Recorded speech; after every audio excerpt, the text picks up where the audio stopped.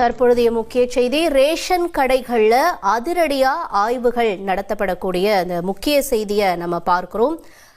Ration கடைகள்ல தவறுகள் நடந்தால் கடும் நடவடிக்கை எடுக்கப்படும் என்றும் தமிழக அரசு உத்தரவு பிறப்பித்திருக்கிறது.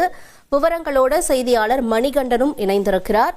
மணிகண்டன், இப்ப ரேஷன் கடைகள்ல நடைபெறக்கூடிய இந்த ஆய்வுல என்னென்ன விஷயங்கள் தொடர்பா முக்கியமா ஆய்வு நடத்திருக்காங்க, என்ன எச்சரிக்கையும் தமிழக அரசு கொடுத்திருக்கு?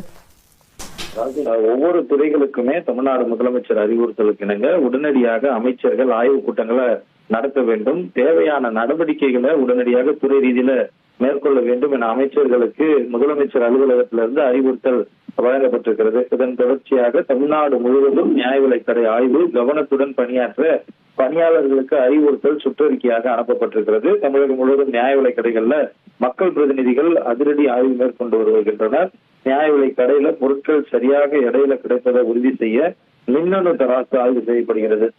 அனைத்து ரேஷன் கடைகள்லயுமே மின்னணு தராசு கொண்டு வரப்பட்டிருக்கிற நிலையில வெயிட் ஸ்கேலிங் லெவல்ல செக் பண்ற பணிகளையும் மேற்கொண்டிருக்கிறாங்க.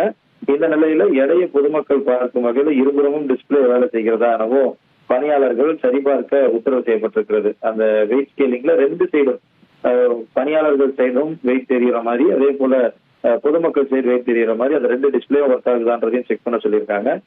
நியாய விலை கடைகள்ல தவறுகள் கண்டறியப்பட்டால் பணியாளர்கள் மீது கடுமையான நடவடிக்கை எடுக்கப்படும் எனவும் துறையிலிருந்து எச்சரிக்கை விடுக்கப்பட்டிருக்கிறது. நியாய விலை கடை பணியாளர்கள் கவனமுடனும் விழிப்புடனும் பணியாற்ற வேண்டும் எனவும் இந்த சுற்றறிக்கையில பணியாளர்களுக்கு அறிவுறுத்தல்கள்